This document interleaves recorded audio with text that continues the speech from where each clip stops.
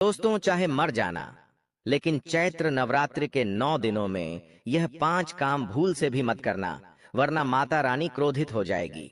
आपके घर की लक्ष्मी नाराज होकर घर छोड़कर चली जाएगी। पूरी जिंदगी आपको भिखारी के जैसे भीख मांगना पड़ेगी।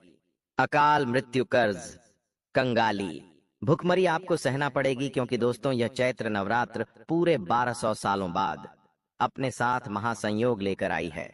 इस चैत्र नवरात्रि में 3 ग्रहों का महासंयोग भी बन रहा है, जिसमें शनि, राहु और मंगल आपकी जिंदगी को पूरी तरह से बदलने वाले हैं। साथ ही माता रानी की खूब कृपा आपके ऊपर इस चैत्र नवरात्रि में बरसेगी। लेकिन अगर आपने यह 5 काम कर दिए तो माता रानी आपसे नाराज हो जाएगी। आपके पूरे परिवार को खून के आंसू रोना पड़ेंगे।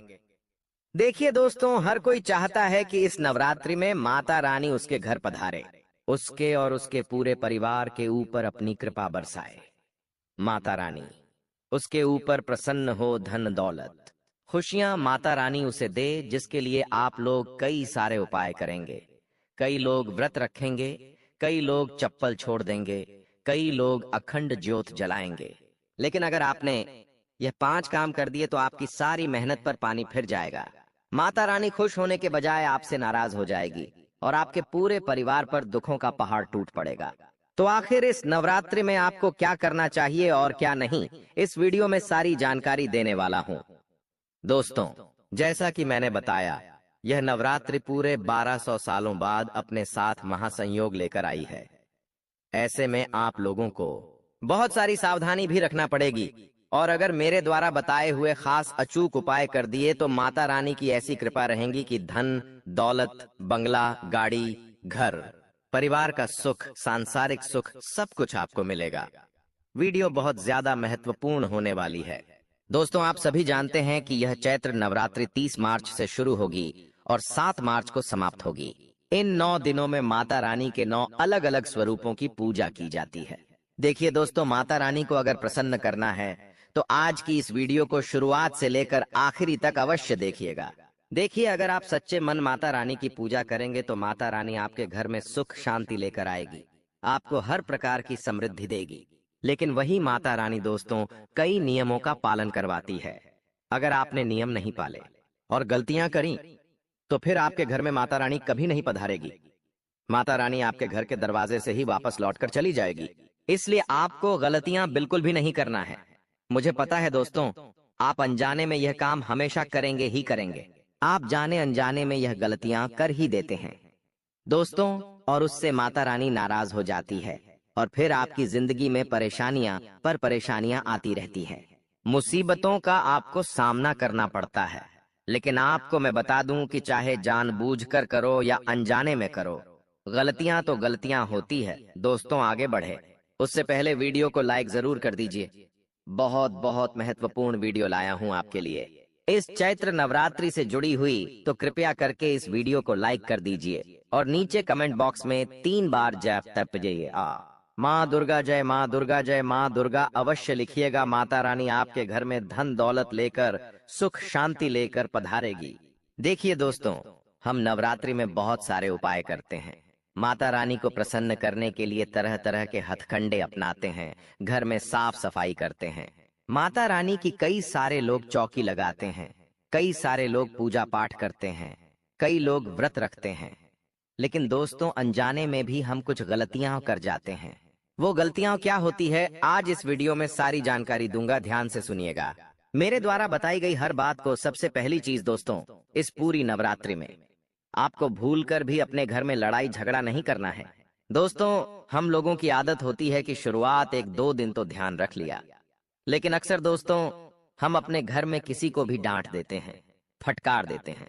किसी बच्चे को डांट दिया, किसी स्त्री को डांट दिया, घर में लड़ाई हो गई। लेकिन ऐसा नहीं होना चाहिए। पूरे 9 दिनों तक घर में सुख और शांति का माहौल रखना है। दोस्तों, खुशियों भरा माहौल रखना है। माता रानी को खुशियों भरा माहौल बहुत पसंद होता है। जब माता रानी आपके घर में आएगी और देखेंगे कि आपके घर में सभी हंसी खुशी से रह रहे हैं, फर्क नहीं पड़ता आपका घर छोटा है या बड़ा है, आपके घर में दोस्तों सुख सुविधाएं हैं या नहीं है, कोई फर्क नहीं पड़ता। लेकिन अगर आपके घर में हंसी खुशी का माहौल है, तो माता रानी आपके घर आएगी, लेकिन अगर आपके घर में लड़ाइयां हो रही हैं, झगड़े हो रहे हैं, तो माता रानी आपके घर में नहीं आएगी। इसलिए आपको अपने घर में अच्छे से नवरात्रि का त्योहार मनाना है और हंसी खुशी भरा माहौल रखना है दोस्तों। अगली चीज दोस्तों, उसका बहुत ध्यान रखिए। साफ सफाई तो होना ही होना है दोस्तों, ये बात मैं वापस नहीं दोहराऊंगा। घर में अच्छे से साफ सफाई रखें, मंदिर की सफाई करें और स्वच्छता का पालन करें। लेकिन सबसे बड़ी बात क्या है कि आप जानते हैं, बिल्कुल नहीं जानते। मुझे पता है आप में से करीब 90% लोग ये गलती हर साल कर रहे हैं और यही चीज हमेशा हो रही है। दोस्तों, आपके साथ क्या है, आइए ध्यान से सुनिए। देखिए, माता रानी का जब त्योहार आता है ना, तो कभी कभी हमारे अंदर से ही हमको नकारात्मकता महसूस होती है। कई लोगों को डिप्रेशन फील होता है, ऐसा लगता है कि रोने की स्थिति हो या बिल्कुल बेकार बेकार सा प्रतीत होता है। दुख भरा माहौल होता है दोस्तों, शरीर अंदर से ही निर्जीव होने लगता है, सब कुछ फीका फीका लगने लगता है। में ऐसा क्यों होता है? क्योंकि वातावरण में दोस्तों नकारात्मक शक्तियां भी हावी होती हैं, जो हमारे ऊपर अपना प्रकोप ढाती है दोस्तों, जिसके कारण हमारे शरीर के अंदर दोस्तों ऊर्जा कम होती है।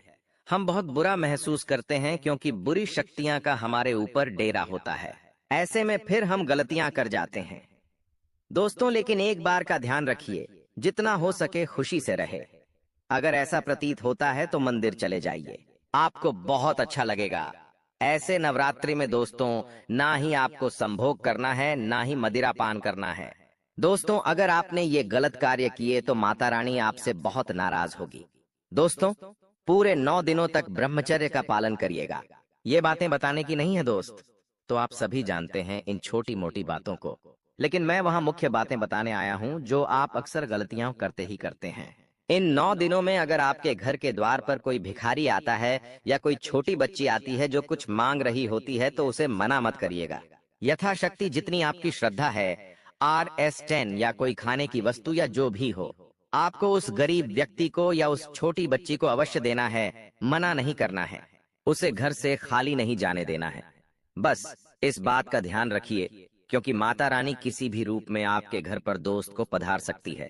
फिर चाहे वो किसी गरीब का रूप हो, फिर चाहे वो किसी जीव जंतु जानवर का रूप हो, गाय का हो, कुत्ते का हो, किसी भी रूप में माता रानी घर पधार सकती है। आपकी परीक्षा लेने तो अगर गाय आती है तो उसे मारे नहीं, उसे रोटी दीजिए। गरीब व्यक्ति आता है तो उसे भी कोई ना कोई भेंट स्वरूप अवश्य दान दीजिए। साथ ही दोस्तों, भूलकर भी अपने शरीर के बाल नहीं काटना है, ना ही नाखून काटना है। दोस्तों, दाढ़ी नहीं काटना है। ध्यान रखिएगा, नवरात्रि के इन दिनों में अपने शरीर का कोई भी हिस्सा काटना नहीं है, ना ही बाल ना ही नाखून। क्योंकि जो व्यक्ति ये गलती करता है, एक बार जान लीजिए कि अगर आप कुछ भी काट रहे हैं, चाहे बाल हो या नाखून हो, उससे माता रानी को पीड़ा पहुंचती है। दोस्तों, माता रानी सकारात्मक आवरण में रहना पसंद करती है और अपने घर में आपको स्वच्छता बना के रखनी और अपने शरीर का कोई भी बाल नाखून काटना नहीं है। अपने बड़ों को भूलकर भी दोस्तों, जी हाँ, आपके जो बड़े हैं और आपके जो छोटे हैं, बड़ों को सम्मान दे, छोटों को लाड़ दुलार दे। बस इतना ध्यान रखिएगा। अगर आपने इस नवरात्र के दिनों में अपने घर की स्त्री को, अपनी माँ को, अपनी पत्नी को, अपनी बहन को या अपनी बच्ची को रुलाया, तो समझ लीजिए आपने माता रानी को रुला दिया।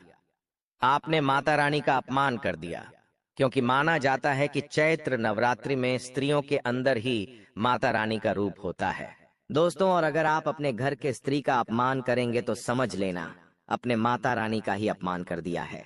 नवरात्र के इन दिनों में दोस्तों, आपको स्वच्छ वस्त्र ही पहनना है। जी हाँ, और घर में जितना हो सके स्वच्छता भरा वातावरण होना चाहिए। दोस्तों को कई लोगों की आदत होती है, कपड़े 2-2 दिन तक पुराने पहने रखते हैं, लेकिन ऐसा नहीं करना है दोस्तों। नवरात्रि में नकारात्मक शक्ति भी हावी रहती है, तो ज्यादा पसीने वाले कपड़े ना पहने। अगर ज्यादा पसीने वाले कपड़े पहनेंगे तो नकारात्मक शक्तियां आपके ऊपर डेरा जमा लेगी। इसलिए स्वच्छ वस्त्र पहनिएगा और समय समय पर स्नान करिएगा दोस्तों, और ब्रह्मचर्य का पालन करिएगा। साथ ही दोस्तों, आपको मैं बता दूं कि नवरात्रि के दौरान रात्रि के समय में आपको अपने घर में अंधेरा नहीं होने देना है। जी हाँ, कम से कम 11 या 12 बजे हैं। तक तो आपको अपने घर में बिल्कुल उजाला ही रखना चाहिए। और हाँ, जो व्यक्ति दिन में सोते, उनको विशेष रूप से मैं चेतावनी देना चाहता हूँ कि नवरात्रि के इन दिनों में भूल कर भी दिन में ना सोइएगा, क्योंकि दोस्तों माता रानी का यह त्योहार है। माता रानी धरती पर अपने भक्तों के हाल चाल लेने आती है, भक्तों की समस्या दूर करने आती है। और ऐसे में अगर आप दिन में सोए रहेंगे, आपके घर में दरिद्रता का वास होगा, आपके घर में दोस्तों नकारात्मकता फैलेगी। दोस्तों जो बुरी शक्तियां हैं आपके घर में पधारेगी और माता रानी आपका घर छोड़कर चली जाएगी, तो दिन में नहीं सोना है। साथ ही घर की स्त्रियां विशेष रूप से ध्यान रखिए, सुबह जल्दी उठें, कम से कम 7 बजे तक घर में सभी लोग उठ जाएं। सुबह 7 बजे से पहले पहले उठ जाना है। दिन में बिल्कुल भी नहीं सोना है। रात्रि में भी घर में भजन चलाने हैं और जब सोने का समय जोरो जीरो जोलोलो हो तभी सोइए। आप कुछ महत्वपूर्ण चीजों के बारे में मैं आपको बताने वाला हूँ, जो बहुत ही गंभीर है दोस्तों। बहुत गंभीर बातें बता रहा हूँ। बिल्कुल ध्यान दोस्तों, बहुत गंभीर बातें बता रहा हूँ, बिल्कुल ध्यान से सुनिएगा। आपके घर का मुख्य द्वार दोस्तों बहुत ही महत्वपूर्ण है। आप अपने घर के मुख्य द्वार को अच्छे से साफ रखिएगा। जितना हो सके घर के मुख्य द्वार को, घर के मुख्य द्वार के आगे जो बरामदा होता है उसको भी अच्छे से साफ सुथरा रखिएगा। पूरे घर में गंगा जल का छिड़काव करना है दोस्तों। पूरे घर में आपको गंगा जल छिड़कना है और आपको ध्यान रखना है, अपने घर में चप्पल जूते अंदर नहीं ले जाना है। चप्पल जूते एक कोने में रखिए। कई लोगों की आदत होती है कि चप्पल जूते घर के मुख्य द्वार के वहां पर ही खोल देते हैं, लेकिन ऐसा नहीं करना है। माता रानी जब आपके घर आएगी और अगर रास्ते में ही चप्पल जूते रहेंगे तो माता रानी बाहर ही लौट जाएगी दोस्तों। इसलिए चप्पल जूते रखे तो कोने में छुपा कर रखिएगा। और हाँ दोस्तों, सभी लोग, जी हाँ, कई सारे लोग जो कूड़ा कचरा होता है, जो कूड़ा कचरा होता है वो एक डब्बे में दोस्तों डस्टबिन में रखते हैं और वो डस्टबिन घर के मुख्य द्वार के वहां पर ही रखा होता है, लेकिन ऐसा नहीं करना है। घर के मुख्य द्वार पर आपको डस्टबिन नहीं रखना है, क्योंकि माता रानी जब घर में पधारेगी और शुरुआत में ही डस्टबिन हुआ जिसमें हम घर की गंदगी रखते हैं तो वह नकारात्मकता एकत्रित हो जाएगी। तो फिर माता रानी आपके घर में कैसे पधारेगी, जरा बताइए। इसलिए मुख्य जो द्वार है उसे अच्छे से स्वच्छ रखिएगा, ना ही वहां पर गंदे चप्पल रखे, गंदगी रखे, और ना ही कूड़ेदान रखिएगा। दोस्तों इस बात का ध्यान रखिएगा, डस्टबिन वगैरह सब हटा दीजिएगा वहां से। अब अगली चीज दोस्तों बिल्कुल ध्यान से सुनिएगा, ना ही बुरा बोलना है। जी हाँ, ना ही बुरा बोलना है, ना ही किसी को गाली देनी है, अपशब्द देना है। ऐसे नवरात्रि में आपकी जुबान ही है जो माता रानी को दोस्तों प्रसन्न करेगी या माता रानी को क्रोधित करेगी। आप अगर मुंह से अच्छे शब्द निकालेंगे, सभी को सम्मान देंगे, तो माता रानी भी प्रसन्न रहेंगी। और अगर आप ही दोस्तों अपने मुंह से गलत गलत शब्द निकालेंगे, गाली गलौज करेंगे, तो माता रानी फिर आपसे क्रोधित हो जाएगी। अब अगली चीज है दोस्तों, बिल्कुल ध्यान से सुनिएगा, बहुत बहुत महत्वपूर्ण चीज है। आप सभी जानते हैं कि नवरात्रि में तंत्र मंत्र काला जादू कितना बढ़ जाता है। दोस्तों आप सभी को मैं बता दूं कि देखिए, कई छुपे हुए दुश्मन होते हैं जो हमसे जलते हैं। आपके भी कई सारे छुपे हुए दुश्मन हैं दोस्तों, जो आपसे जलते हैं। आपकी बराबरी नहीं कर पाते तो आपके ऊपर तंत्र मंत्र करवाते हैं, आपके ऊपर काला जादू करवा के आपको परेशान करते हैं। और ये लोग नवरात्र में बहुत खतरनाक खतरनाक तंत्र क्रिया करवाते हैं, तो इनसे बचना बहुत जरूरी है। और ऐसे में दोस्तों आपकी ही कुछ गलतियां इन सभी चीजों को और बढ़ावा देती है। गलतियां क्या है, ध्यान से सुनिए। देखिए, आप लोगों को इस पूरी नवरात्रि में कहीं पर भी सुनसान जगह नहीं जाना है। जी हाँ, सुनसान जगह पर आपको नहीं जाना है। साथ ही दोस्तों अगर किसी दुश्मन के ऊपर शक है, किसी आस पड़ोस वाले के ऊपर शक है, तो अगर कोई आपको मिठाई दे रहा है या प्रसाद बोलकर आपको कुछ दे रहा है या कोई चीज खाने की दे रहा है, तो उसे मत खाइएगा, क्योंकि ये लोग तंत्र मंत्र करके आपको कोई न कोई चीज खिला देंगे और जिससे आप उनके वश में आ जाएंगे और आपके ऊपर तांत्रिक क्रिया हो सकती है। तो दोस्तों दुश्मनों के द्वारा या किसी जलन वाले इंसान के द्वारा दी हुई चीजों को अपने घर से दूर रखिएगा। आप लोग तो यही सोचेंगे कि मैंने माता रानी को प्रसन्न करने के लिए व्रत रखे, मन्नतें मांगी, पूजा अर्चना करी, ज्योत जलाई, सब कुछ कर लिया, लेकिन हुआ क्या? मेरे जीवन में तो और परेशानियां बढ़ गईं, मेरी जिंदगी में और दिक्कतें बढ़ गईं। आखिर मैंने ऐसा क्या किया? माता रानी ने मेरे साथ ऐसा क्यों किया? लेकिन आप लोग ये नहीं समझते कि आप अनजाने में ही कुछ ऐसी गलतियां कर जाते हैं जिससे आपकी सारी पूजा पाठ की जो प्रक्रिया है उस पर पानी फिर जाता है। इसलिए कहता हूं कि वीडियो अंत तक देखो ताकि सब कुछ समझ में आए और फिर बाद में कोई मलाल ना रह जाए। बिल्कुल ध्यान से सुनना दोस्तों। और दोस्तों आप बिल्कुल ध्यान से सुनिए कि जो जवान लोग हैं, जो पुरुष लोग हैं, वो इस बात का ध्यान रखिए कि इस नवरात्रि में किसी भी बहन बेटी का अपमान नहीं करना है, ना ही उसको गंदी नजर से देखना है। कई लोगों की आदत होती है कि बहन बेटियों को गलत नजर से देखते हैं। कहीं चौराहे पर या कहीं रास्ते में कोई बहन बेटी जा रही हो तो उसको भी गलत नजर से देखेंगे और मन में गलत गलत विचार लाएंगे। लेकिन एक बात का ध्यान रखिएगा, अगर ऐसा आपने इस नवरात्रि के दौरान कर दिया तो आपने अपनी ही चिता खुद सजा ली। जी हाँ दोस्तों, माता रानी उस व्यक्ति को बहुत ज्यादा दोस्तों सताती है, बहुत ज्यादा उसके ऊपर अपना क्रोध बरसाती है। जो व्यक्ति ऐसी हरकतें करता है और नवरात्रि के दौरान अगर ऐसी चीजें हुई तो समझ जाना कि आपके जीवन में फिर मुसीबतों की सुनामी आ जाएगी। तो गलती से भी किसी स्त्री, किसी लड़की, किसी बहन बेटी को गंदी नजर से मत देखना ही मन में बुरे विचार लाना और कई लोगों की आदत होती है। गंदी गंदी पिक्चर देखना देखिए आम दिनों में कर रहे हो तो भी ना करें। आप अपने ही अंदर नकारात्मकता ले रहे हो।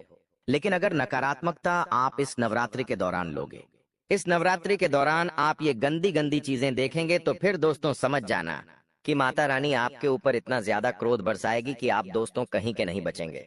ध्यान रखिएगा। अगली चीज के बारे में मैं आपको बताने वाला हूं, बिल्कुल ध्यान से सुनिए। देखिए मैंने सावधानी बता दिया, क्या नहीं करना है वो बता दिया।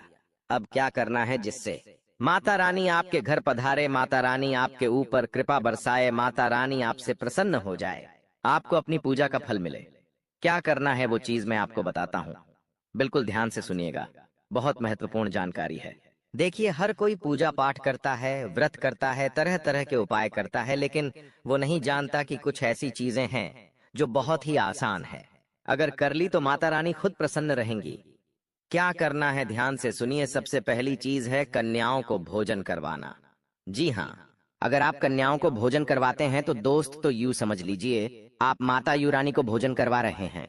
अगर आपके घर में कन्या का भोजन होता है, कन्या को आप कोई ना कोई प्रसादी स्वरूप कोई ना कोई चीज खिलाते हैं तो दोस्तों आपके ऊपर माता रानी बहुत शीघ्र अतिशीघ्र प्रसन्न होगी। आपके घर में माता लक्ष्मी की भी खूब कृपा बरसेगी।